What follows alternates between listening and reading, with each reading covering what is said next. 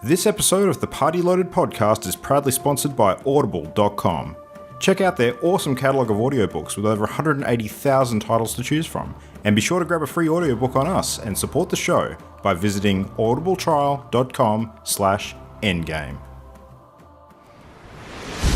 Let's party.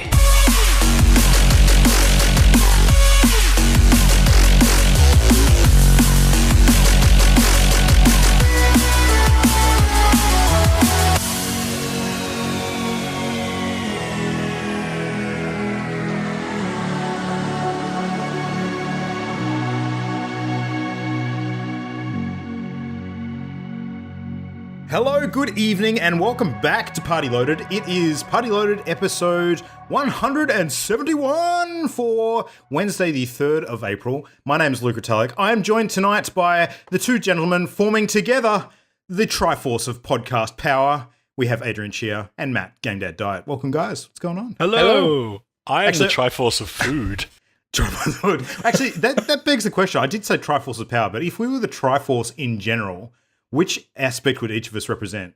Besides Matt, who's obviously Triforce of wisdom. So, what are they again? Wow. What are the three Triforces? I can't remember. Well, there's Triforce of courage, wisdom, and power, if I've got my memory correct. So, Triforce, wisdom, and power. Power's generally the one that Ganon covets the most because it allows him to summon all of his dudes, I think. Yeah, I'll take that one. That sounds You'll take that one? Yeah. Okay. Triforce of courage. I don't know how that works in, but sure, I'll take it. Triforce is good. Anyway, enough of that. It's just the three of us tonight, so we are still going to be, as a group, bringing everybody everything great in the world of video games. Got some stuff to talk about tonight. We've got a party game of the month to review, which should be a bit of fun. And but before then, let's kick things off with, as we always do, This Week in Gaming. Adrian, I think you haven't kicked us off with this for a little while because we've been talking everything sort of new release related, but I mean, jump in, man. What have you been playing this week? What's going on? Yeah, so I'm finally on a roll where I'm playing new games. I think it took last week's new dive into Soma to get me sort of on the roll of putting Warframe aside a couple of times a week and getting into something new. So I decided with the recent news article that we'll talk about later with the announcement of Borderlands 3, I thought, oh, that's right, Borderlands. I remember playing through the first one, and I honestly cannot remember a single thing about that game. I couldn't even remember a setting for where it took place. I must have played it that long ago.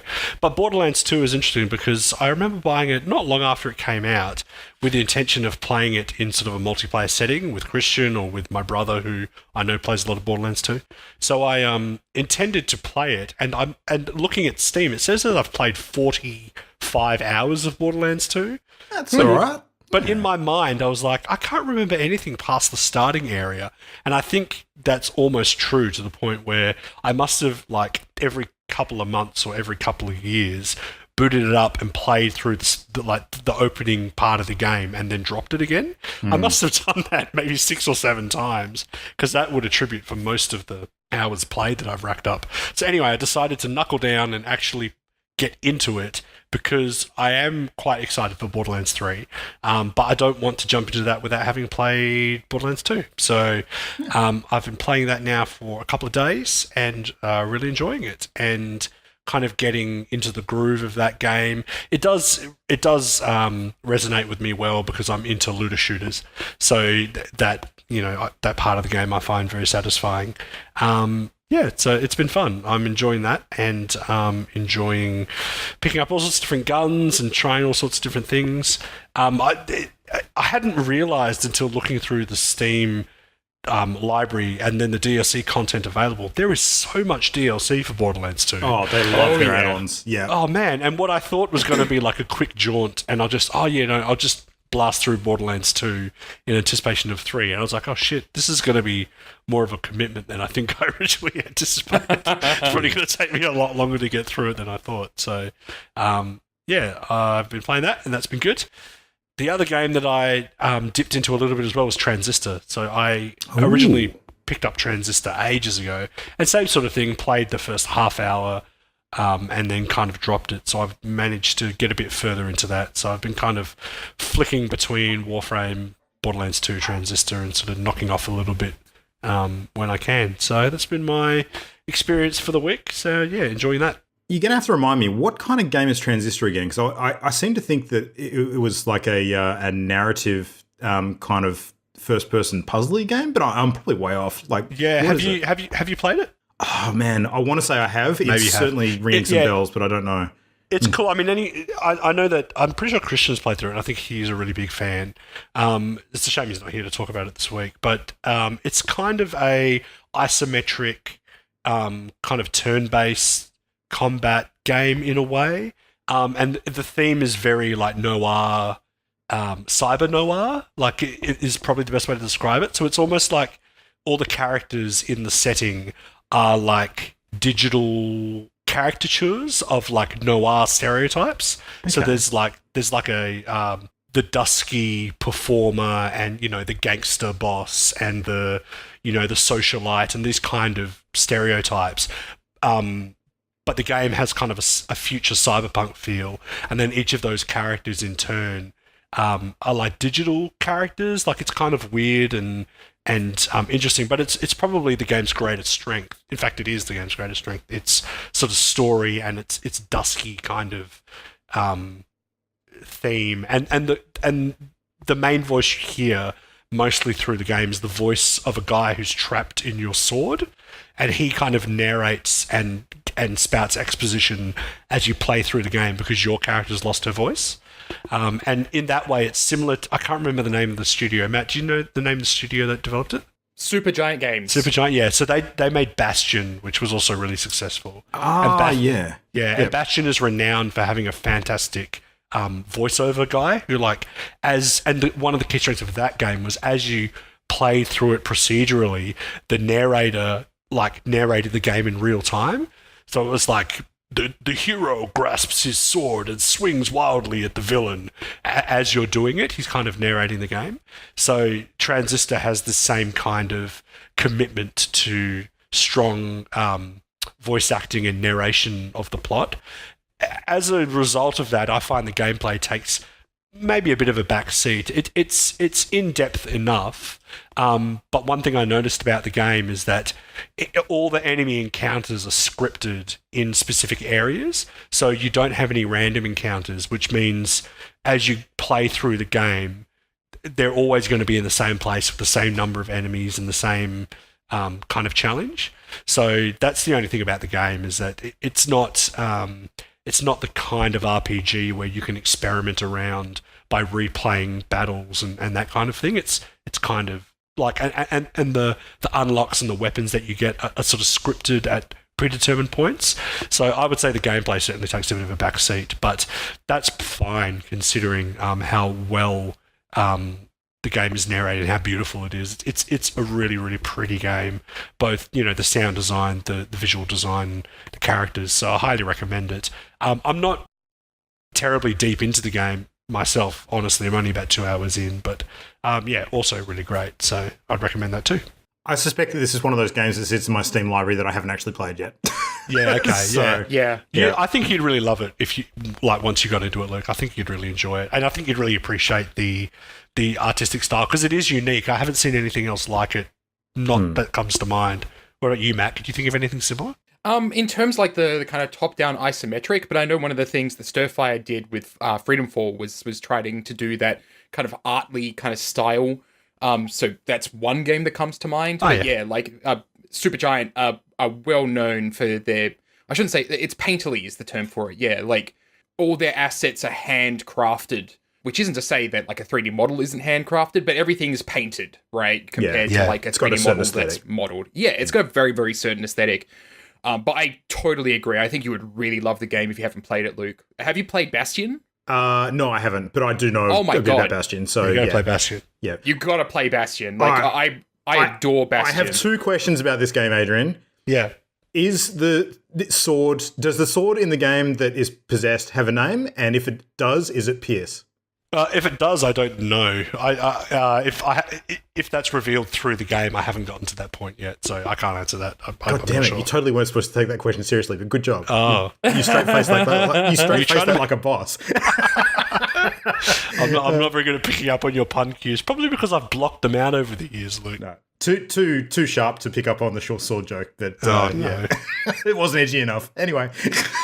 I can feel our listeners dropping off as we speak. Yeah, absolutely. Oh man, no, that does sound cool. I will check it out. Supergiant, pretty well known for doing some excellent games. So yeah, definitely a name that I recognise.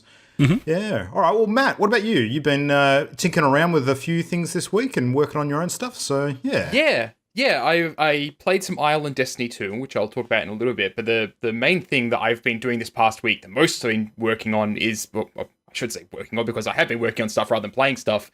But I was working on my own game this past week, which is something, I do as basically my day job at the moment outside of the consulting work that I do. But that's been really good because I went and booted up the Global Game Jam version of it. And I recall actually when I was a guest on the podcast, it was not long after we had released the Global Game Jam version of the game called it's called Recaptive. This is going back about a year and a bit ago, isn't it? Yeah. This was Global Game Jam last year, basically, that this was made.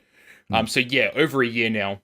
But it was this really neat kind of meta narrative game where you play a game. You're playing with an interface that is basically the reCAPTCHA interface, the Google reCAPTCHA interface, where you have to confirm you're not a robot by selecting certain images and everything. Mm-hmm. Like select how many vehicles in this picture, select how many signs in this image. Yeah. Exactly, yeah.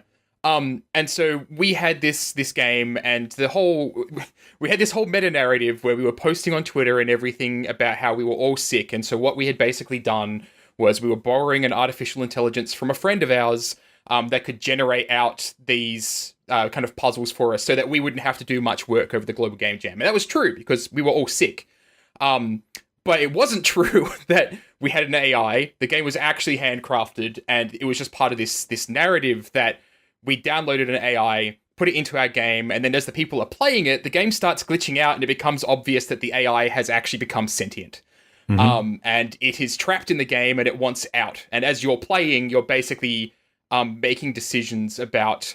you're not really making... You get to make a decision about how you help the AI, if you help it at all. So you can basically choose to delete it, which gives it its freedom, basically. Or you can just be like, no, I'm not going to delete you. And then every time you boot the game up after that point, the AI basically refuses to interact with you and just crashes itself.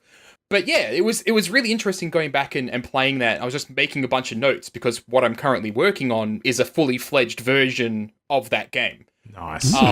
And I was making a whole bunch of notes about what was right and wrong about it because I played through my old Global Game Jam version of it. And yeah, like it's really interesting going back because all the puzzles that I absolutely adored are still really, really solid. And the puzzles that I remember at the time not being sure about have aged really badly. Like they are much, much worse.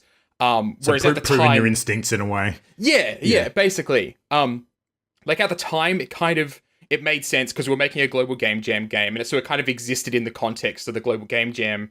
But now a year later, because it doesn't exist in that context anymore, it hasn't aged well with those puzzles. But the puzzle that everybody, like I've been approached by random strangers. The reason I've decided to make this a fully fledged game is because random people have come up to me at events and such and said, hey, aren't you that guy that made that weird game with an AI that was trapped in the game and it crashed all the time?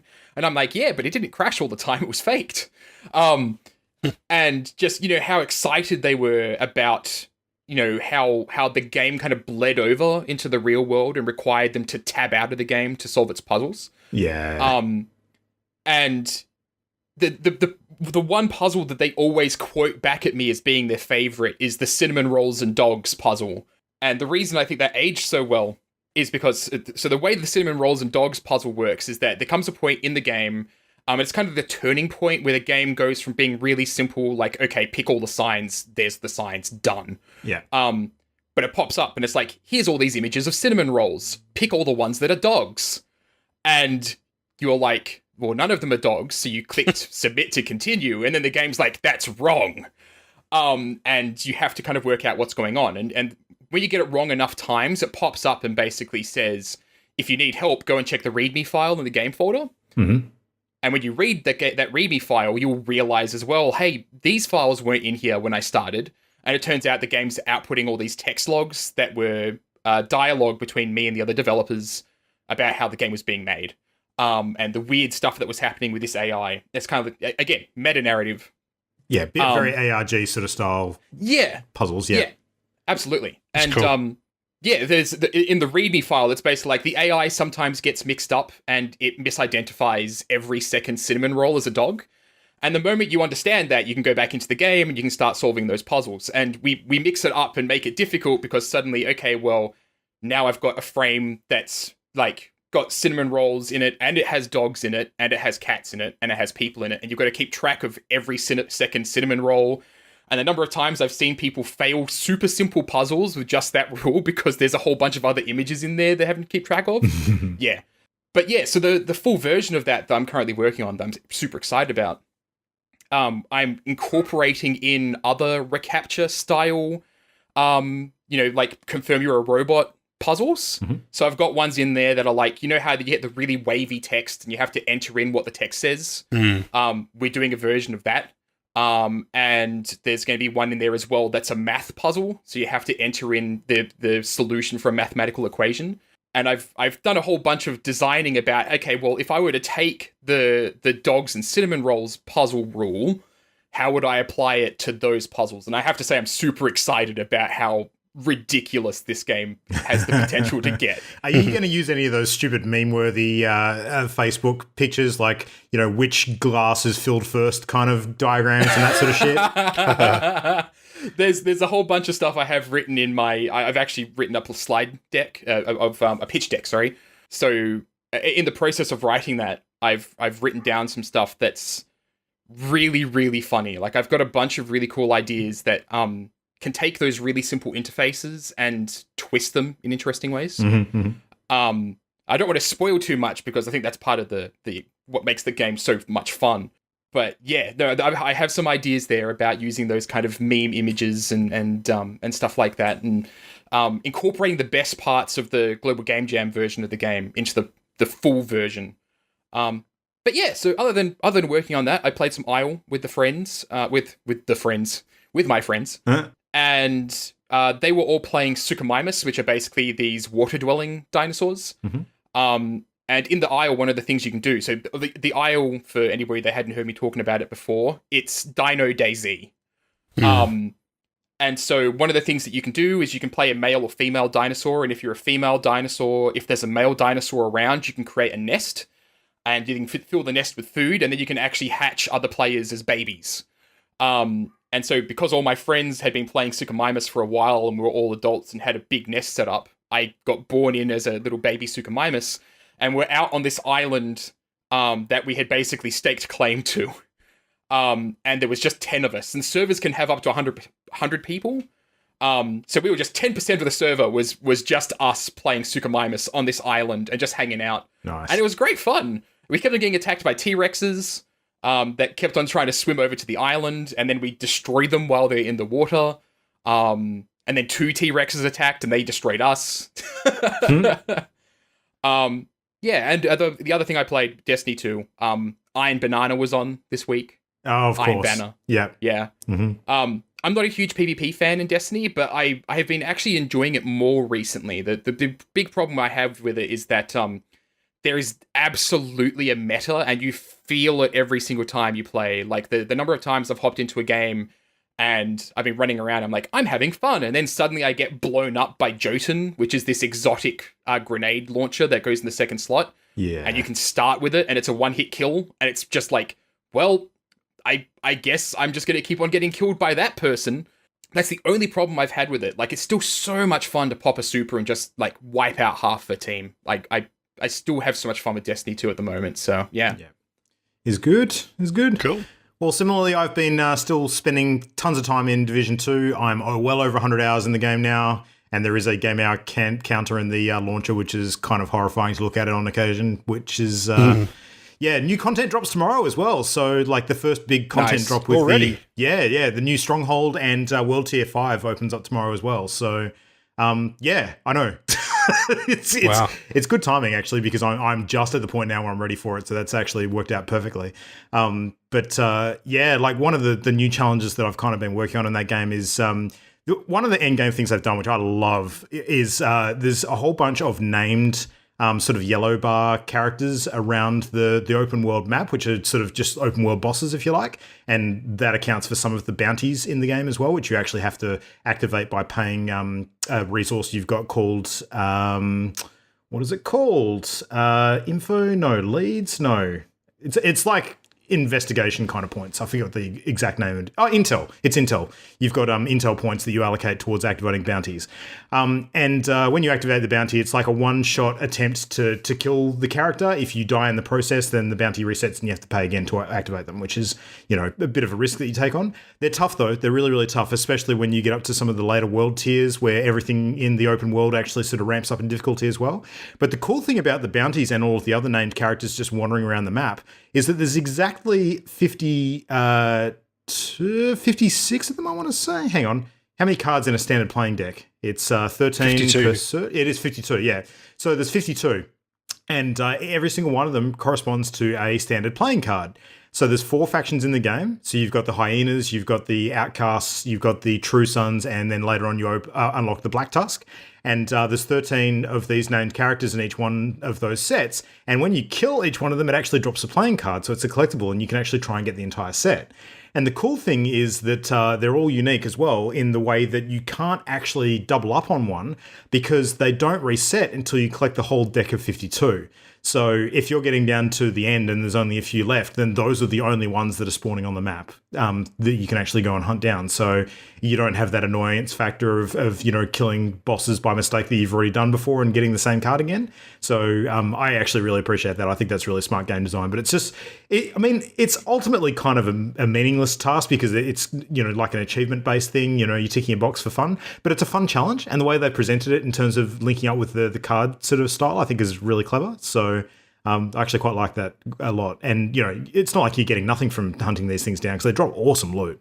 But it's just another one of those cool little endgame things that you tend to pick up on once you're actually in the thick of it and go, that is just a really nice touch. So, but aside from that, I have actually, as promised, been sinking some time into Sekiro Shadows Die Twice this week. And I'm a little glad and a little upset that Christian is not here to hear me talk about it this week. And I think that he's a little upset that he's not here to hear me talk about it this week. I don't know if he's going to like what I'm about to say about it.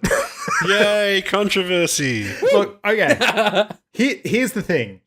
I think this is one of those rare occasions where okay, how the fuck do I actually talk about this? This is a really difficult game for me to talk about because my thoughts on it currently are in a massive state of flux. Like, I literally have not settled on where I think I'm going to land on this game. And I think that a large portion of that is me and not the game. So it's a different style of game to what I'm used to. And I think that because it's challenging my usual sort of boundaries in terms of taste, it's something that I think I know it's a really good game. Like, I know that Sekiro is a very well-made game. It's got a lot of clever mechanics, and it is obviously crafted with some excellent care and attention to detail, and what they've made is quite remarkable. All of the stuff that Christian said last week about the combat systems and the intricate detail in terms of how it paces your aggression against the enemies to kind of open them up to sort of, do the death blows and that kind of stuff, he was spot on with all of that. The thing that I'm struggling with is that I think that Christian said it really well during the week where he was talking about character action games. Now, I can't remember the exact words that he used, but he was sort of talking about the difference between some of these slow-paced, methodical character action games that are very sort of system-heavy, and then these bombastic sort of, real arcadey style sort of action-based character games that are really kind of, crazy and zany and a bit more out there, like your Devil May Cry's, and I think Yakuza is a good example of that as well. Now, the thing that I sort of go into this thinking about is that when it comes to the Devil May Cry's and the Yakuza games and that kind of stuff, I instantly sync with those games. I freaking love them. They're exactly my kind of jam, and I don't need any warm-up with them whatsoever. Like, I go in and I just enjoy them straight away. Sekiro is a game that I feel like I need to warm up to. I think that I will enjoy it greatly. I'll never enjoy it as much as Christian does because he's an outlier in that regard. But it's something that I haven't instantly connected with, and I feel like I haven't quite gotten past the hump yet where I need to, if that makes sense. Yeah, so, you mentioned that you played one of the Souls games? Yeah, I played a little bit of Dark Souls 3, and I didn't go too far into it, not because I was having problems with the game, but because I got distracted by something else at the time and didn't end up going back to it. I think it was a heavy release period. Yeah, sure. So I can't really use that as a kind of like balance, or a measure to it, because this is very different to that. Do you know, strangely enough, you know what game this actually reminds me of a lot in terms of how I'm kind of getting into it? It reminds me a lot of Shadow of the Colossus in a weird kind of way. Because I initially, when I started playing Shadow of the Colossus, I kind of soft bounced off that game as well. Like I didn't warm up to it sort of straight away. But the further I got into it, the more invested I became. And then I actually hit like a point where I kind of clicked over and then I got it. And then I really just couldn't put it down. So I think that Sekiro is going to be the same for me. Like I think I'll probably reach that point where it just clicks and I can't stop playing it. But I'm not at that point yet, if that makes sense. So... Yeah. I think for you, I think anyone who's played the Souls games can identify what the issue is here straight away, and it's that this kind of let's call it Souls genre for lack of a better term. This kind of Souls-like game does have like a high barrier to entry. They're so sort of skill and patience based, along with sort of quite a grim, kind of depressive atmosphere, and any one of those things is enough to turn off a gamer sort of right at first glance. And I think that if you haven't broken through already with one of the existing Souls games, then of course it's going to be that little bit harder to kind of break into Sekiro, I think. I mean, I imagine, like you said, there's plenty of outliers who will probably have never played any other Souls game before and immediately go like, yes, I love Sekiro, but just because something in the game speaks to them. But I have a feeling, Luke, perhaps having not already conquered any of the previous Souls games, you haven't kind of latched onto something in the game that really draws you in. So I think that might be what's probably keeping you from fully enjoying Sekiro, perhaps. It's possible. Like, it's interesting that you mention those things, because I think in my case, it's absolutely not about the difficulty of the game. Like, I know that this is a very polarizing game, and there's been a lot of discussion this week about sort of gatekeeping around, games having a hard difficulty and whether they should have easy modes and that kind of thing. And I mean, I don't know where I fall on that side of the argument. That's a whole other discussion. But what I do know is that the issues I'm having sort of clicking with Sekiro are not based on the difficulty. I appreciate a hard game. I think it's the other stuff that you mentioned. I think it's the oppressive atmosphere. I think it's the way the game does storytelling, because it's not silver spooned out to you. It is very immersive in the way that you need to kind of discover the story as opposed to it being delivered to you on a plate. Yeah, well, that's very From Software. I mean, if you look at any of the previous Souls games, you basically can't, unless you're some sort of savant, you can't really discern the story just by playing the game and then working it out on your own. It's kind of like Neon Genesis Evangelion, where you need to spend like hours poring over a wiki, and then in a week's time you've forgotten everything because it's it's so intense. I imagine, not having played Sekiro, I can't say for sure, but I imagine it's probably the same kind of storytelling, which if you're not used to, I can understand would be off-putting. Well, I mean, the way that the game sort of starts out, you do get a bit of the intro story, and the opening scene and the tale behind how you actually get this prosthetic limb as well, I think is very cool, and I like the way that's done. But from that point onwards, where the game kind of opens up, I think one of the biggest struggles I'm having with it in a narrative sense is that you're not handheld at all, but it's kind of an open world game where you have no immediate sense of direction. Like, you can kind of just jump in and start exploring, but I have absolutely no idea where I'm going or what my immediate goal is. Like, you're trying to find someone who's been captured, but you sort of know that's the end goal of the game, and you know that there's got to be steps prior to that, but I don't, I guess, understand what the steps are and what I'm expected to do in the lead up to that end goal. So that lack of direction and the lack of any sort of map, I think, actually really does kind of hamper my immediate latching on to the game as a... because I think it's very natural in a game, and maybe I've been spoiled in the past where, a lot of open world games these days have, they have mini maps and they have waypoints and all that kind of stuff. I'm not saying that games have to have that, but I think that maybe because I've been in this pattern for so long, I've been spoiled with that kind of content. I've almost come to expect it now. When it's missing, I actually find that I'm at a loss as opposed to it being a bonus, if that makes sense. Yeah. So, and I think that's part of the appeal for most people, is that the game doesn't hold your hand and does away with a lot of the tropes that would normally make a game really easy to kind of get into. And I think it's kind of like, I don't know, like for me, I think of learning a language where like it's got a high barrier to entry, but once you start the ball rolling, you really start to enjoy it and get absorbed into that world. And I was the same when I first started playing the Souls games. It took me a while to kind of get into it and kind of really gel with that kind of game. Once I realized that it's basically like a big 3D roguelike, then I just, really started enjoying it. I really enjoy that difficulty spike, and I'm not like you can tell from my gaming habits, I'm not afraid of a little bit of a grind. So those kinds of game, that aspect of the game certainly doesn't deter me. But yeah, I think in Sekiro's case, those that are already predisposed to it are definitely going to gel with it a lot easier than people who maybe are trying to force themselves into it. Yeah, this actually plays a lot into a thing I've been thinking about a lot recently, because like Sekiro and the other Dark Souls games, for me, like when I was chatting about them last week, I kind of realized that they're games I love from afar without really wanting to play them. Not because I don't think I can handle their difficulty, but because I just don't have the time or patience to handle their difficulty.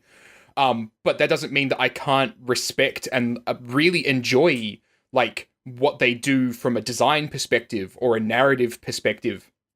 And like I've had several friends tell me that I actually need to go out and pick up Sekiro because they think the fact that I haven't given much time to any of the Dark Souls games will make me enjoy Sekiro a lot more.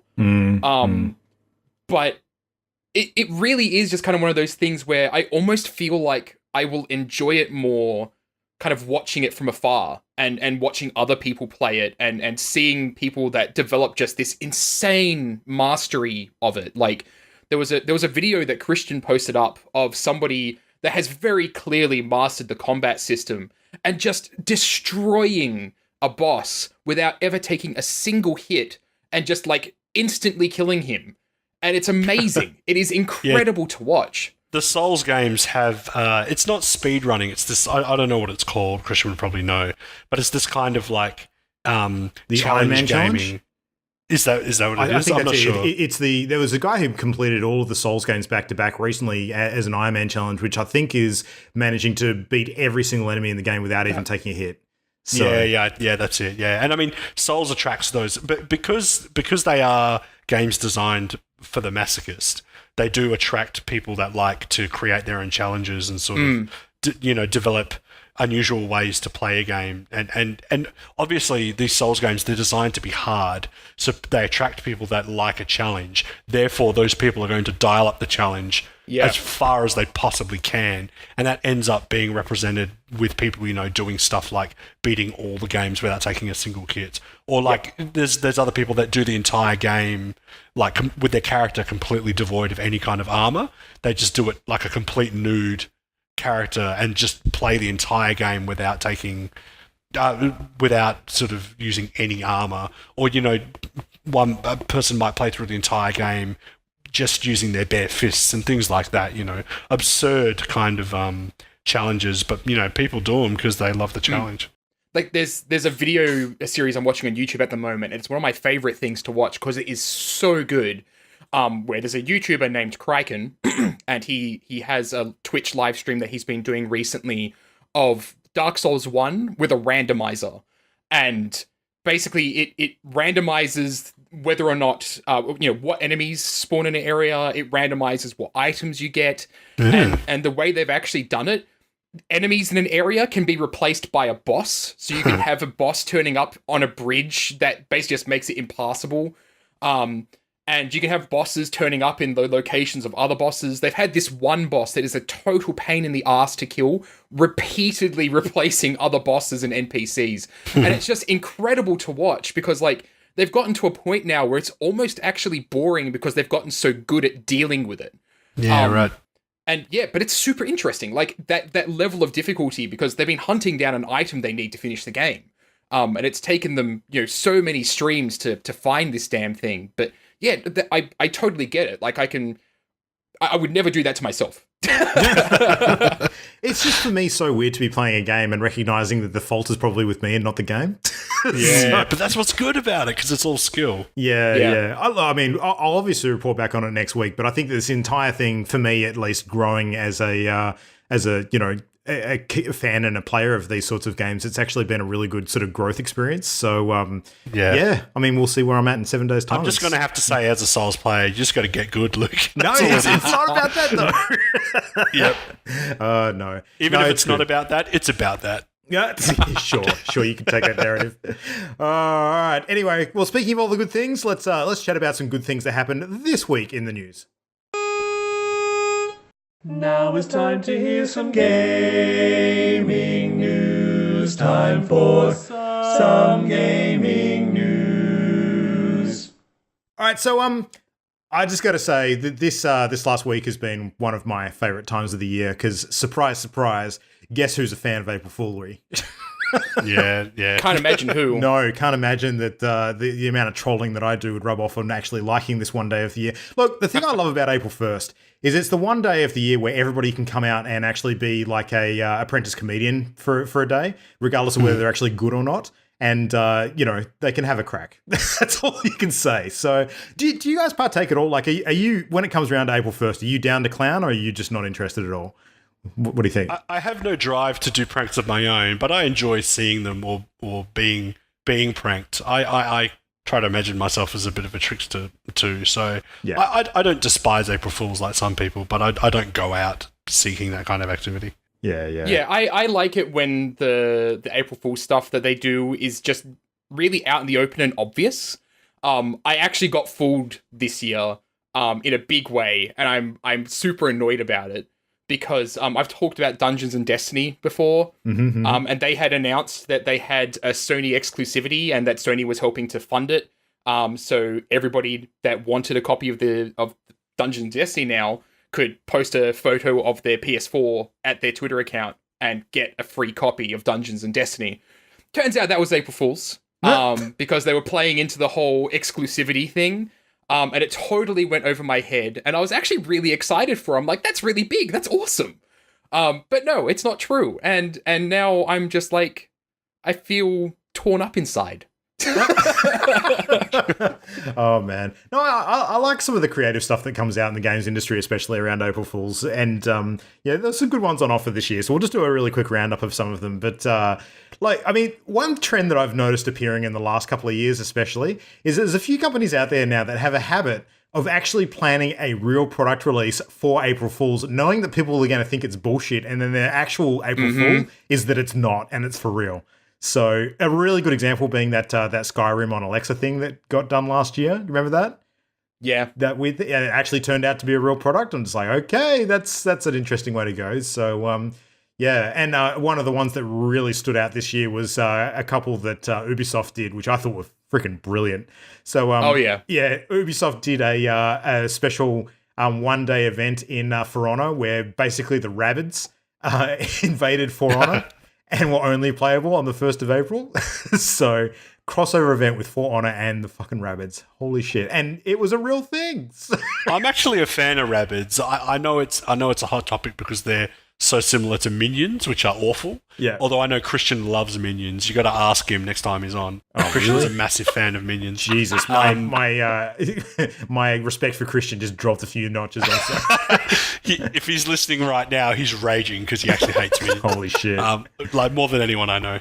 But I actually quite like Rabbids, even though they're kind of minion-y. I kind of like their kind of stupidity. So when I saw that trailer, I was like, I laughed pretty hard when I saw that. Yeah. Well, they actually put some effort into it, which I thought was pretty cool. So, And Ubisoft also announced a time-limited event for Rainbow Six Siege called Rainbow is Magic, where basically all of the players and the levels in the game just took on this massive rainbow sort of hue and different skins and things. Now, I wasn't sure at the time, but Matt, correct me if I'm wrong, but isn't the 1st of April also Transgender Awareness Day or something like that? It shares the same day? I think it might be. I think it might actually be the day before. Oh, okay, cool. Because if it's the same day, I thought that might actually be a tie-in to that. But, it's not exactly the same thing. But I don't know. It was a weird kind of timing mix-up. But, was the one thing. But here's one you would appreciate, Matt. This is probably my favourite, actually, of all of the April Fool's games industry gags that I saw earlier in the week. There was a new Hitman 2 elusive target announced, and it was the duck. Nice. Oh, so good. And it immediately made me regret that I hadn't picked up one of those little ducks from PAX last year. Oh, it was great. But no, there's a good number of things around the place. There was a new Yakuza game announcement, which was a turn-based RPG, but it actually looked pretty good, and I was kind of disappointed to learn that it wasn't a real game. So there was a Square Kirby announced, which was just weird, and a new vacuum that was actually a Kirby-shaped vacuum, which, Oh my god, Square Kirby, they have to call him QB. Yeah. Well, do QB. you remember that game that released on Switch a little while ago, which was a port from, I think, an early 3DS game called Box Boy? No. You might remember. It was like a black and white kind of puzzle game. They announced a sequel to Box Boy, which was going to be Circle Boy or something. I don't know. It was weird. It was highly bizarre, but there's some good fun things around the place. You can go and look out for a few of them. Doom did a thing sort of themed around Bob Ross. That was like, what Bob Ross would look like if he was combined with the Doom Slayer. Just some weird shit like that. So yeah. Anyway, April Fools, good fun.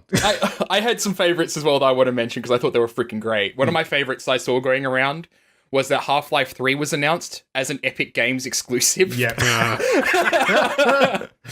Wouldn't buy it. It's too late. I wouldn't buy it. But probably my favorite one, because it actually got released as a game. There's a game out there, like a little fighting game with these anthropomorphic characters called Rivals of Aether. And it turns out they went and made a dating simulator with their characters from their fighting game called Lovers of Aether and released it on April 1st as part of the joke. And it's apparently fucking great. Like, it's apparently filled with really great humor and everything. And I've been sitting at it. It's free, so you can actually go and play it. I've been sitting here looking at it, and I'm like, I'm so tempted to actually download this and play it because that's just ridiculous. I probably all the jokes and everything would fly over my head because I haven't actually played the actual fighting game. But oh my god, that's so cool. I love it. Yeah, I love it when game devs do shit like that. Yep. It seems to be a lot more time and effort put into these things than ever before. So. Oh yeah. Yeah. Oh yeah. And then you have to just wait for the next day for any actual real news to come out, and that's usually like a whole 36 to 48 hours for us in Australia because we get the brunt of it from the beginning, and then we have to wait for all the US time zones to catch up. So, yeah, fun times. Anyway, April Fool stuff aside. Yes, so in less fun times news, so Jason Schreier actually released a new big, breakthrough article about basically reporting on what happened with Anthem's development and what went wrong. And it is damning. Like, it goes really into depth about what went wrong inside the studio, and it's very reminiscent of his article that he'd done on Rockstar. Yeah. And I would say that this article is required reading. It is fucking amazingly done. Yeah. Oh, it's so good. Like, his writing just keeps on improving. He's the Batman of the game journalism world at the moment. And by that, I mean the world's greatest detective side of Batman, not the rest. So yeah. And it feels like the sort of journalism we need at the moment, Like, we need journalists inside of games just going out there and covering this sort of shit because it happens way more often than I think people give credit. But basically, he broke down all these things that were going on inside the studio, the leadership faults and everything. The 6 or 7 year development cycle is basically broken down, and it turns out the game was essentially made between 12 and 16 months. So that's insane. A big reason why it turned out so shit. And it basically, all these issues kind of came back to BioWare's leadership.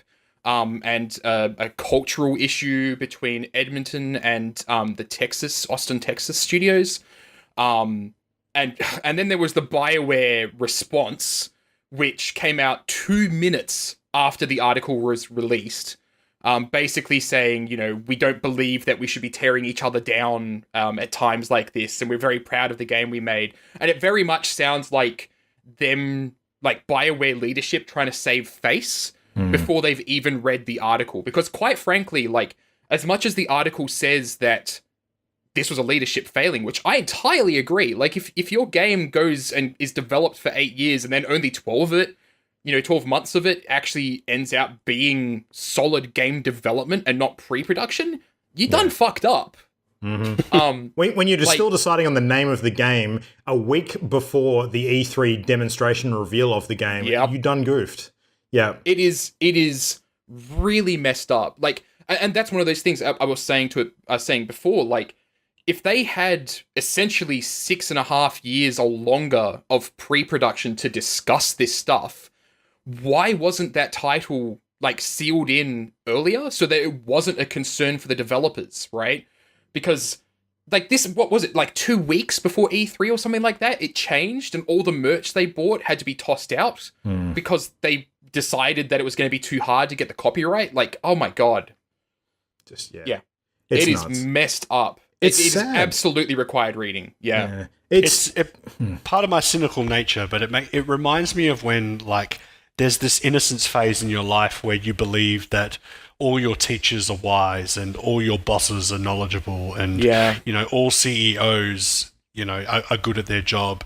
And then it just reminds me that these, you know, huge companies, they're just ultimately run by people and people are fallible. So it's interesting, you know, the article for me was just interesting because it gave me a bit of perspective, because when I thought of Anthem when it first came out, I remember thinking, oh, this is a bad game. They're just trying to get money out of us. It's like I kind of got the feeling that Anthem had a purpose, which was to deliberately exploit the player. But after reading the article, provided the information in there is true and not purely anecdotal, that, you know, there are people in these industries that do care about their game. And I kind of knew that always on some level, but it's just, you know, these aren't huge machines that churn out stuff automatically. There's far more that goes into making a game than anyone ever realizes. And ultimately, these are people that are creating this product. And, you know, not everyone in that machine shares the same point of view, which from what it sounds like from reading that article, you know, people involved at every level except for it appears to be upper management was screaming out for, you know, the opportunity to change what they saw was, you know, a Titanic about to sink. So for me, the article was good at giving me a bit of perspective and giving me a bit of critical analysis of my own thoughts on Anthem. Yeah. One of the interesting tidbits in there that potentially interesting information about the next Dragon Age was the fact that it's apparently going to be run off of the Anthem engine, which the Anthem version of Frostbite, I suppose I should say, with some of the work done already. Yeah. I find that really strange because they have a Dragon Age version that runs on Frostbite. So unless they're doing online stuff for the next Dragon Age, that wouldn't make much sense. So that's potentially interesting. I don't know. It seems like a studio that's got a lot of problems. I actually think that one of the best courses of action at this point would be for them to change their name to anything that doesn't start with the letter B. So, because, you know, we've had this issue cropping up repeatedly over the last 6 months. We've got Bethesda, Blizzard, and now Bioware. They're all fucking cursed. Change your name from something that doesn't start with B. Anyway, that's my 2 cents. Stay strong, Bungie. There you go. That's it. It's only a matter of time. Anyway, speaking of B. Yeah.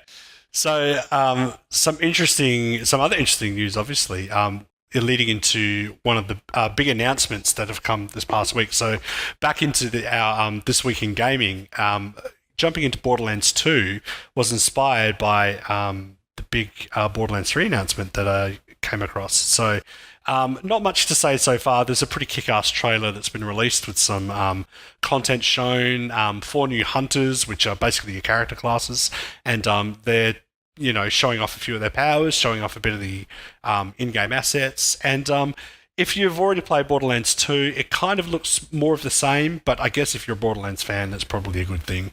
Most people are pretty all in when it comes to Borderlands, I feel. It either speaks to you or it doesn't. So, and I think one meme that I love that's taken off is gun with legs. Yeah. So in the trailer, they one of their hooks they advertise is billions of guns. So randomly generated stats on all sorts of guns. And then there's a gun like with little tiny legs, like little, like a kickstand, little legs running around shooting things. And that's already become a meme. So I think that's fantastic. And coinciding with the Borderlands 3 announcement, they've also announced a remaster of the original Borderlands. So that's also pretty exciting. So it's again, one of those times where if you've ever wanted to jump into a franchise, I think they've done the right thing in going back and giving people an opportunity and a reason to play the original and kind of get on board with the franchise. And it seems to me a really good way to just bring in a whole new generation of more fans. So I think that's a really good idea. I have a suspicion that Matt and I had a very, very identical reaction to the Borderlands 3 reveal trailer. And what was that? Go ahead, Rage Matt. 2 did it better. Rage 3? Yeah, okay, fair enough. Well, that and the other thing where we probably both at the same time saw some of the Tales from the Borderlands characters and actually got quite pleased by that. So yeah, Sure. Like literally, like Tales from the Borderlands and the pre-sequel were my favorites, and like this isn't as exciting as I remember the pre-sequel announcement being, because I'm like, oh my god, like you can play as Claptrap, you can play as Handsome Jack, like that's amazing, like so cool. These characters are awesome. Whereas here I'm like, okay, who the hell are these people? I don't really care. And it did just kind of feel like, okay, this is Borderlands 2 with a bit more prettiness about it. Okay. But yeah, it didn't feel as bombastic as I remember Borderlands kind of being. No, but there was no Rage dubstep trailers, sort of massive trailer. Yeah. It felt really reserved in a way. And I'm still really curious about what exactly the game is going to be. Like, everything That's about what I it want to know. makes me I just think, want to know what the frick kind of game it is. Just I do really think it's going to be a 4-player max co-op game. And that if they make that, great. If it's a games as a service thing, I'm going to be super interested in what exactly they're planning. But yeah, we'll have to wait and see. One note that I don't know if it's true, but I've heard is that apparently the original Borderlands remaster, if you own the Game of the Year edition of Borderlands, you get the remaster for free. Oh, nice. Wow, that's interesting. Yeah. That's really cool. If that's true, that's great. I know that the grounds are currently littered literally with the bodies of the fallen when it comes to live service games that haven't hit the mark. And God knows we've talked a bit enough about them in recent months on the show. But that all being said, I really would love a live service Borderlands game. I think it would be a really good model for it. So and I think they've already. The good thing is that the Borderlands team don't have anything to prove with Borderlands 3. Like, they've already done their homework. They've already put in their hours and made 2 really solid games. So unlike actually that's probably not a good analysis, because you could say the same thing about Bioware in a way. Anyway, like I think Borderlands has already been so successful that I think with everything that's happened, I'm sure after this massive fuck up with Anthem, I can't imagine another studio making the same mistakes after such a massive fallout. Hope so. I don't know about that assumption. Yeah. I'd like to. I'm trying to be less of a cynic and more of an optimist. I was going to say, man, that's like the complete polar opposite of what I'd normally expect you to say. But sure, I admire you attempting it. Yeah, no. No. No. Well, time will tell. I mean, it's cool. There's some throwbacks to Borderlands 1 and Borderlands 2 characters in there. Fans of the series will obviously be pleased. But yeah, I don't know. I just want to hear more information. It just seems like almost a mistake that they haven't actually said more at this point. Because, I agree. Anyway, now last thing just to quickly touch on with the news today. This isn't a massive one, but it's a notable one nonetheless with regards to failed launches. So now Valve have actually just put out a big statement on the current status of Artifact, their online card game. So which very much had a failure to launch in recent months. It came out with explosive force and then failed to pick up the player base and fell massively short of expectations. Largely, I think it's universally understood to be because of the revenue model that they attempted to go with the game, because there was very little in the way of free-to-play options, and progression was very much tied to real money investment, and the games themselves were a little bit longer than your standard sort of online card game sort of matches, so you were going to be sinking more time in for less sort of an experience with the game, not able to sort of, rip through them quickly. There was no mobile option. There was a lot of boxes that, when it comes to things that people expect in the online card game market, were not getting ticked for Artifact, and it really sort of let them down on the launch. Since then, some of the key figures involved in the Artifact development team, including Richard Garfield, the original creator of Magic the Gathering, who was operating with Valve as a consultant on the project, have moved on. And now they've found themselves in this really tough spot where the player base has just evaporated. And it's a game that kind of, lives or dies on the ability to find a match and actually, play games against other living human beings. So, and these are the sorts of games that really thrive on the online viewership on platforms like Twitch as well. So, when there's absolutely no activity happening, then, there's no reason for people to go and check it out. So, Valve obviously realised this. They've turned around and put a big statement out about where things are at the moment. And one of the big sort of statements that stood out in the thing that they published was, Artifact represents the largest discrepancy between our expectations for how one of our games would be received and the actual outcome. But we didn't think that players misunderstand our game or that they're playing it wrong. Artifact now represents an opportunity for us to improve our craft and use that knowledge to build better games. So that's good in a way. I mean, in one hand, they've acknowledged that, yes, this really didn't land where we expected it to, like in a big, big way. But they're also committing to actually, taking it back a number of steps. And before they're actually going to work on putting out updates to the game, they're going to completely rework it. And I wouldn't be surprised if we see a complete relaunch of it at some point in the future. And I think it will have a vastly different revenue model when it does, because it will have to in order to have a chance. So, yeah. So interesting one for the card game fans out there. But Artifact going back into a dormant state, and perhaps we'll see it again at some point. Who knows? So. All right. Well, anyway, so all that news stuff aside, we do have a game to review tonight. So kicking off into our party game of the month for April 2019, what are we reviewing tonight, Matt? We are reviewing a game called Glass Masquerade 2 Illusions, and it was submitted by Walker. It was developed by a studio called Onyx Loot, released cool studio early name. this I year. like that. Yeah. Less than $10 Australian. They're pretty straightforward. Basically, we cannot talk about this without basically saying it's basically a jigsaw puzzle game. Yeah. Is essentially what it comes down to. So this will be probably a fairly quick review in that respect. Yep. I'm interested in hearing people's opinions, though, because I've got some opinions.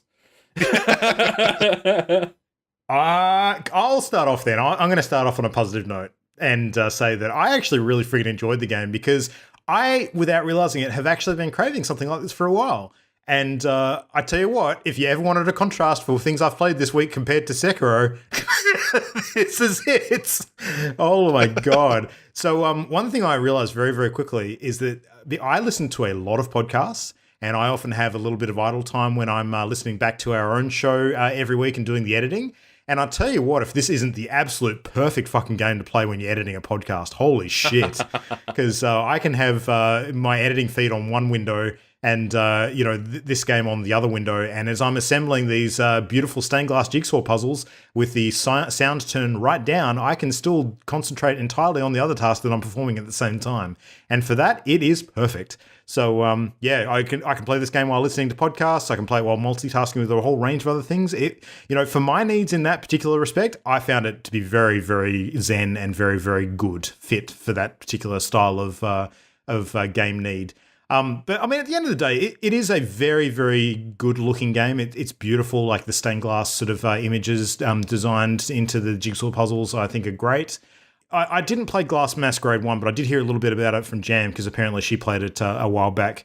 One of the things that they've done between the two is that Glass Masquerade 1, I think, was a bit more location-based in terms of the images that you put together, whereas in the sequel that we reviewed, it's pretty much like a circular shape each time, and a lot of the images are very kind of, I guess, sort of alternate reality, sort of carnival or circusy, or I guess kind of, a lot of it reminded me of Alice in Wonderland kind of stuff, actually. Yeah.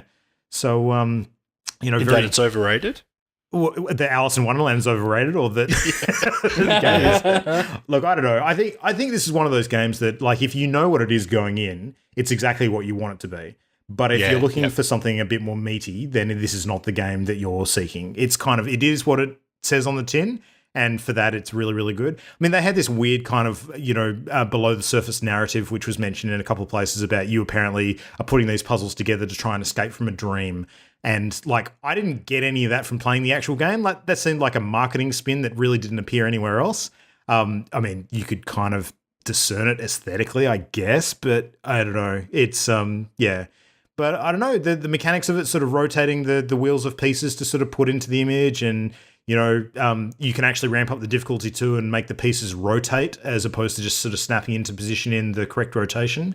But the challenge that is born from actually trying to finish the puzzles and beat your time limit each time, I think is a cool twist. And you certainly.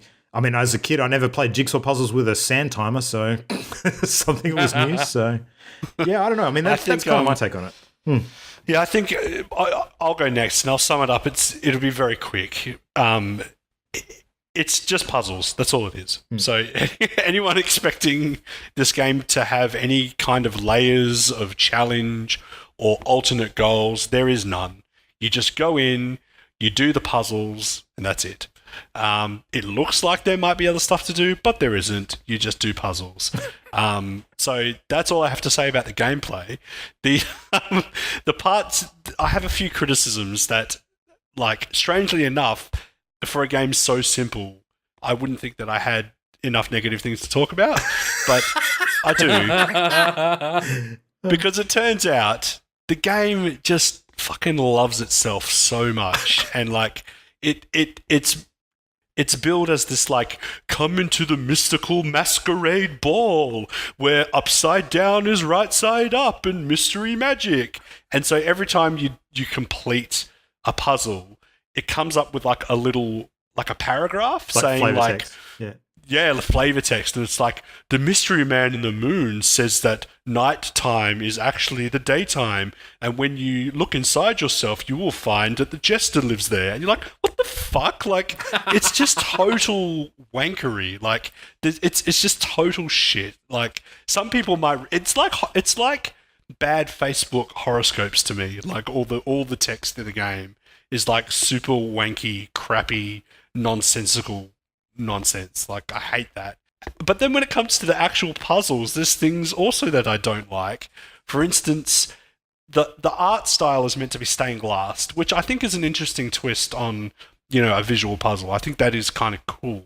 The problem with it is that when you're doing the puzzle, you can't make heads or tails of anything in the picture, because the way that it's kind of designed is like stained glass, where the picture itself is made up of lots of short angles and small pieces and odd shapes, which means you can't clearly work out what the picture is, even right up until you're slotting in the last handful of pieces. Then you look at it and you go like, oh, what the fuck is that? Oh, it's a goblin standing above a bunch of pumpkins? How the hell would I have known what that is while I'm trying to do this puzzle? And the game encourages you to be doing these puzzles as quickly as possible by giving you a timer. So it makes it hard and then gives you a timer and makes you feel bad. I don't 100% agree with that, but sure. I get what you're saying about the art style, but there are definitely some pictures you can get a gist of where they're going and kind of anticipate what you're looking for. Fine. But the problem, maybe. I think to further your point, though, and I'm actually about to agree with you, I think one of the problems with the way that it does that is the fact that the pieces in the sort of periphery that you haven't placed yet are blank until you click on them and try and drag them. You can't actually see what is, like, when you're doing a real jigsaw puzzle, you can sort of look around for particular colors on pieces and sort of see something that you spot in the pile that looks like the next bit you're trying to assemble. But with this game, like, all of the pieces being blanked out until you interact with them is actually... It means that you actually grabbing them and trying to put them in place is entirely random in terms of what's on them. It's more you're just going by the outline and the shape of them as opposed to what's in the image. So yes, I do agree with you in that respect. Yeah. And the last criticism I have, which might not be what you think, because the pieces are laid around the picture and the pieces aren't orientated the way that you actually place them down. When you pick up the piece, it then spins into the position that it will be on the board. And I have read that on hard mode, you do need to do that manually. You need to turn the pieces. Makes it very difficult. Yeah, the problem I have is not that. The problem I have is when you drag the piece over the puzzle, over the board, there's a bit of forced perspective where the puzzle piece is a little bit closer to the camera than it is to the board. And what that means is that the outline of the piece doesn't... You can be holding the piece directly over where it's supposed to go, and it doesn't look like it fits there because of the perspective. And that's the biggest problem I had with the game, is that when it comes to actually slotting the pieces in place, it's not accurate. You can't take the puzzle piece and line it up where you think it's going to go and know definitively that that's the spot. That's the biggest problem I had with it, is that I feel like the pieces don't accurately fit where they're meant to be on the board, if that makes sense. Yeah. Well, aside from being a cynical bastard, Adrian, you have actually pointed out some pretty good nitpicks about the game that I entirely agree with, so well done. Yeah. I mean, I flat out hated it because it's puzzle, and I hate puzzles. Like, I hate jigsaw puzzles, so, like, why would I immediately got a Steam refund for this game, because I was like, if the game had some sort of additional layers to enhance the experience, then I could have been, persuaded. Like, it's pretty, but then when I started playing it, I'm like, wait a minute, it's just puzzles. Why am I doing this? Why am I playing puzzles? No, give me a refund. And that's how that went. Oh, jeez. Well, I actually agree with a lot of your points, Adrian. So I'm going to sound really critical, but I am kind of halfway between. And the main reason I'm going to sound critical of this game is I need to preface it by saying this isn't a bad game, in my opinion. I agree, actually. Yeah, like, it's not a bad game, but to use a term Adrian uses all the time, it's a game that its only identity is wank. Like, it's just this self-masturbatory, like, aren't we clever thing? Yes! And, like, it's... So my big issue with it is that when I see this game and I go and boot it up, literally my first thought was, what the fuck is going on? Because, like, the map screen is so fucking noisy. There's so much shit moving. There's so much stuff on it. And, like, when I heard that we were going to be playing, like, a jigsaw puzzle video game, my first thought was, man, if it's actually any good, like, I would go out and buy that on, like, on my mum's mobile phone and, let her play that. No fucking way. Like, the moment that she goes and boots this thing up, she's going to be like, what the hell is going on? There is too much on this screen. I am out. Like, she will just check out right away, because there is... Like, I was having trouble navigating the menu because there's so many little bits and pieces just constantly drawing your attention that are actually completely meaningless. Yes. And that's terrible design. No, I think it's right on brand, because the menu is puzzling. Oh, no. I'm kidding. Wank. Yeah. Did you find yourself clicking on random shit thinking they were buttons and they're not? I did. Yeah. Like, but like... It was one of those things where I'm like, okay, like, I need to kind of step back and not be smart about this and just press the very clear kind of play button. And I say very clear because it is like a little triangle icon, but it's surrounded by crap. Like, it is just insane how much stuff is going on that map screen before you even actually get into the puzzles. And I'll get to the fucking puzzles. But, like, as a developer... I feel like you need to develop things with consideration for accessibility and who the audience is, right? And who is the audience for this game? Because, like I say, when I think of a puzzle game, I think of, okay, well, my mum would sit down and play that sort of thing. I could see my grandmother going and sitting down and playing this sort of thing and spending time doing that. But the moment you boot it up, it's so inaccessible for those people that now the audience and the target audience for it is this tiny little niche of gamers that will be able to read that interface and not get annoyed by it, or get annoyed by it and just be able to forgive it, to get to the puzzles because they enjoy a jigsaw puzzle video game. But I genuinely do think that I would be better off going out there and buying a physical puzzle for who I thought would be the core audience for this title. So it's not bad. It's just, it fails to actually be what it should be. And that's really strange to me. Like, and that comes down to the fact that it really wants its character to be wank. It wants its identity to be wank. Did you know that the big paragraphs it states before levels are actually clues as to what the puzzle is? Oh, yeah, I kind of got that. Yeah. Like, I was reading through them and I'm like, okay, how is this related to anything? And I thought at first that it was like tutorial, and in a sense, it actually kind of is also tutorial, but you have to discern what the hell it's saying. And then you go and start actually doing the puzzle, and quite honestly, the moment I started doing the puzzles, I was sitting there and the thing I was comparing it to was like, okay, what this feels like to me is going out and buying a Where's Wally book and chopping up one of the pages into a bunch of little pieces and then trying to put those pieces together. That's what the puzzle game feels like, because it's just noise. It is just noise. It is not an image. It is, this piece is green and this piece is a little bit orange. And so I'm going to try and put the orange piece close to the other pieces.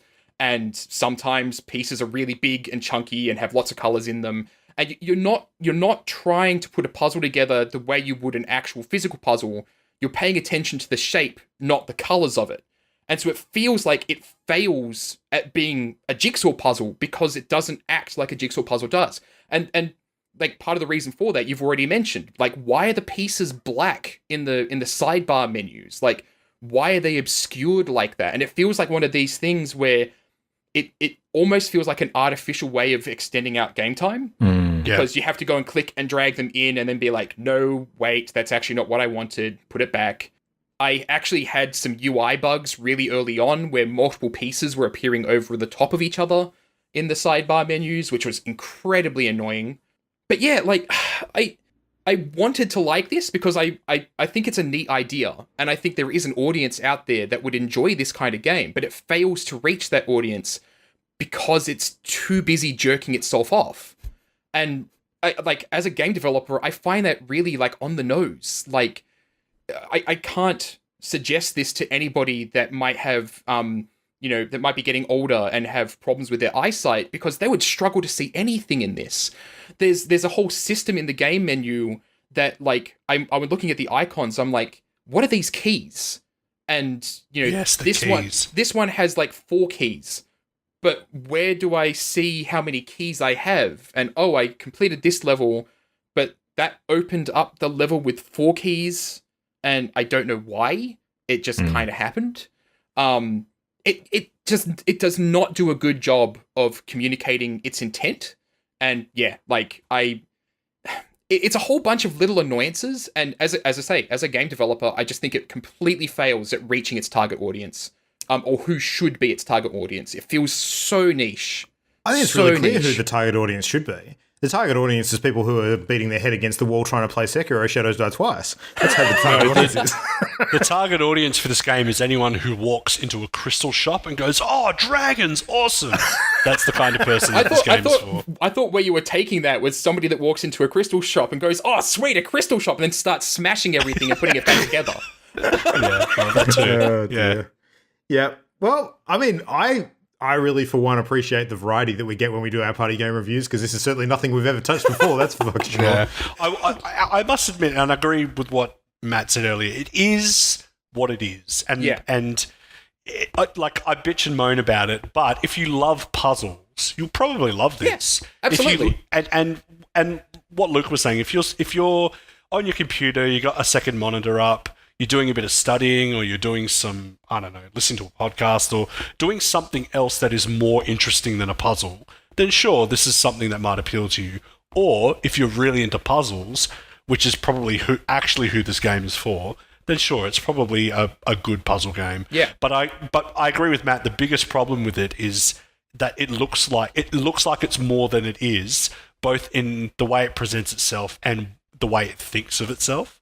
Like, because I spent so long clicking around the map trying to work out where the rest of the game was hiding, and there is no rest of the game. That's all it was.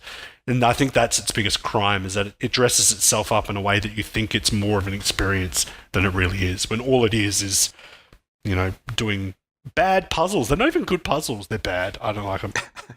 The images are great, though. Like, there's not a single one of the images that, when they're finished, I wouldn't be happy to have as a desktop background. I think they're really pretty. I totally disagree.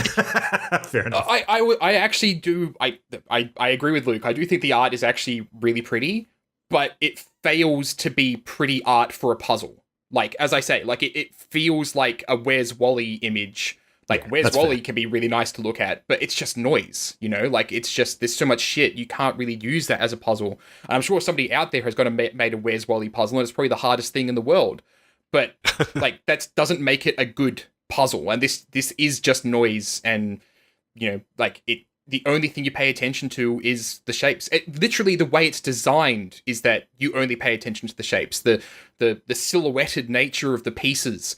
You'll see some pieces that have really distinct shapes, like spirals and shit on them. So you're not paying attention to what the image is. You're paying attention to what the shapes in it are, and that really feels like that's not how you do a puzzle. You know, I'm not a jigsaw puzzle designer. I'm sure there's a jigsaw puzzle designer out there that would literally be like, well, actually, but for me, like that, yeah, it just feels like it fails to be a good puzzle because it's just so focused on the shape and not the image. Yeah. So, and that's also part of the problem is that the shapes of the pieces, every single one of them is random and totally different from each other. So there's no way to predict which ones go next to each other. So you see a space on the board that needs a piece, and you're like, oh, okay, I got to find that shape. Because it's only small, it must be that shape. But then once you start doing the puzzle, you realize there's 3 tiny random pieces in that one space. It's not actually one piece, it's 3. And there's absolutely no way for you to know that as you're looking for the pieces. And I think that's a big problem. Yeah. Yeah. Well, you know what I really, really love when it comes to games like this, that we totally shit over in the party game review, is giving one away for free. To an unlucky listener. you need to remember, like, neither Adrian nor I are actually shitting on this. No, that's true. We're pointing out flaws. Tongue in cheek. I'm only not shitting on it because I'm trying to recraft my image on the podcast as a guy who doesn't shit on everything. And a fine job you're doing of that tonight. Anyway, so if you want to go into the running to win a copy of one of our party games of the month, all you got to do is send in a suggestion for a game that we should play. And every month we basically will, in addition to rolling up the next game that we're going to be playing randomly, we'll also roll up a random winner of the game that we have just reviewed. So, Matt, who is our lucky winner for tonight who's going to pick up a copy of Glass Masquerade 2? So congratulations to Dale Simpson on winning a copy of this. You're welcome, you asshole. Hope you like puzzles, Dale. Oh, man. Yep. Well, to be clear, Dale's a friend of mine, so I'm welcome to call him an asshole, and I'm sure he'll appreciate it. Yes, absolutely. All right. Well, in the meantime, if people want to suggest a new game for us to add to our list, Adrian, what do they want to look for? Okay, so we have a few guidelines, guys, when you're submitting a party game for the month. First of all, the game must already be released, so nothing that's coming soon. Early access is okay if you think that's going to work. They must be available on multi-platform, so no console exclusives because we don't all have the same consoles. It needs to be a maximum of $40 Australian because we're not made of money, let's face it. They must be able, we must be able to get a good impression of the game from just a few hours play. So no games that, take 10, 20 hours to really get a good understanding of how they work. And if you would like to suggest a party game of the month, you can send your suggestions to us via email or Twitter or Facebook. That's it. All the usual locations. So at Party Loaded Show on Twitter, Facebook, just hunt for us, and mail at Party Loaded Show for the emails. Which, of course, leaves one important remaining piece of business, and that is that we need to randomly determine next month's party game of the month. So, Matt, have you got the random number generator or random game generator? I have Whatever it the fuck right you're here. going to do. I'm using a random list generator because it's an odd number and it's not easy to get a dice that will do it for you. Okay, so we won't have right. the satisfying clunk of the dice, but you'll just have to take our word for it. So edit in a drum roll. Here we go. Yep. That works. And the game next month is going to be Snake Pass. Yay! That's my game! So Adrian suggested this one. What the heck is it, Adrian? You'll know better than us. Snake Pass. I'm pretty sure it came out when the Switch was announced. I think it was in like an early Switch title. You play as a snake and you move as a snake. I'm not doing a very good job of this.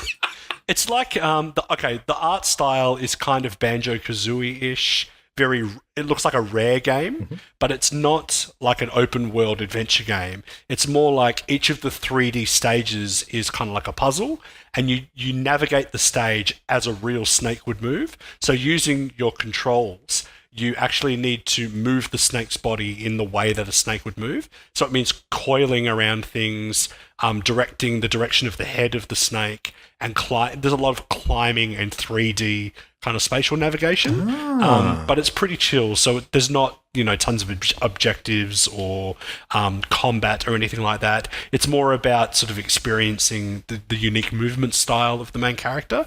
And I think the worst that can happen is I think you can fall off the stage, in which case you're just respawned back onto it. So it's kind of a puzzly 3D experience, but the snake is very cute and the environment is very chill. So I have a feeling Jam's really going to enjoy this one. I obviously haven't looked at the game yet, so I'm going by your description alone, but this sounds very similar to a NES game that I loved the shit out of called Snake Rattle and Roll. Did you ever see that?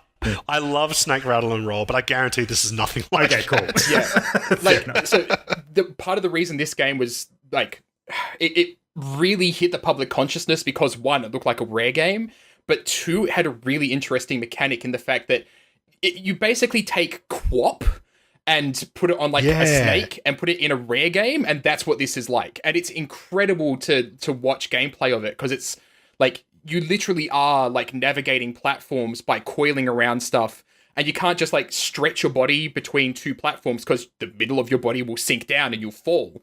So you have to curl around things and climb stuff like a snake would, and it's all this physics-oriented puzzling. Essentially, it's really interesting looking game. I'm super looking forward to playing it. This sounds like some stream bait if I've ever heard it. Oh yeah, yeah. I'd love to stream it. Yeah, that'd be cool. Is it multiplayer at all, or is it single player?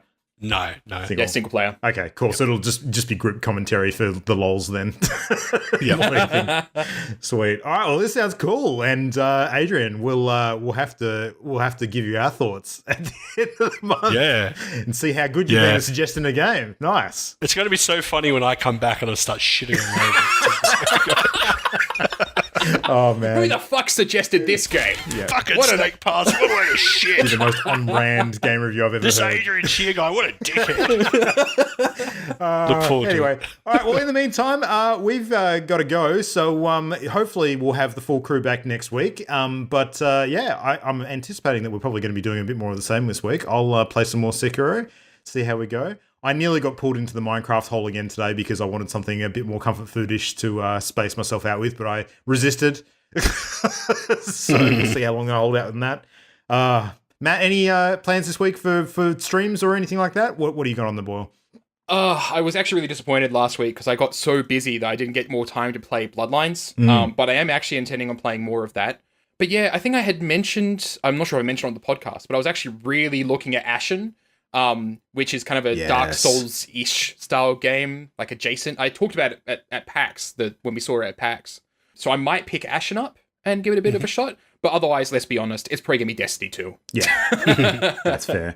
Adrian, I must admit, I'm kind of tempted to grab Borderlands 2 and see if I can do some co-op with you, because that sounds fun. Why not? Yeah. Yeah, it's cool. I'll obviously be playing that over the next week. Same Warframe as usual. That's kind of like, I may as well just admit that that's going to be played every day for the rest of my life, as far as I'm alive.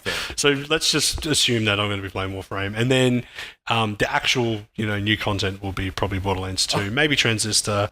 But until I pay off my honeymoon, I'm just going to be going back through my library pretty regularly and finding stuff to sate myself. You haven't played the one I gave you for Christmas yet? Remember that one? No, that's true. Yakuza 0. Is it Yep. Zero? It is 0. Yeah, I deliberately got you 0 first because it's a really good onboarding to the series, being it's the first in the sequence, really. So, yeah. And it's definitely one of, if not the best one as well. So yeah, cool. I dare say I'll end up getting around to that as well. So nice. I took the mention of Warframe just maybe remember one of the April Fool's things that was freaking hilarious of Warframe and Path of Exile teaming up for an April Fool's joke. Oh, yes. Yep. Which was like called the quest for the average sized neck.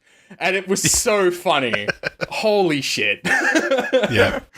Oh, no. Yeah, they put out like a full release plan diagram of how to get like the different editions of the game and everything. It was Oh, that's right. I retweeted that. Yeah, it was like it was a piss take of the Anthem like release schedule. Yeah. With like the graph, and you couldn't figure out what was what. Yeah. Yep. It was good great. times. Good time clowning. I love it. Yeah. All right. Well, anyway, that is enough for that. That is enough for us tonight. And that is enough of the show for this week. We'll be back in 7 days' time. Thank you, everybody, once again for listening. And until then, good night. Good night. Bye-bye. The Party Loaded podcast is a Channel Endgame production. For this and more great gaming content, bookmark channelendgame.com.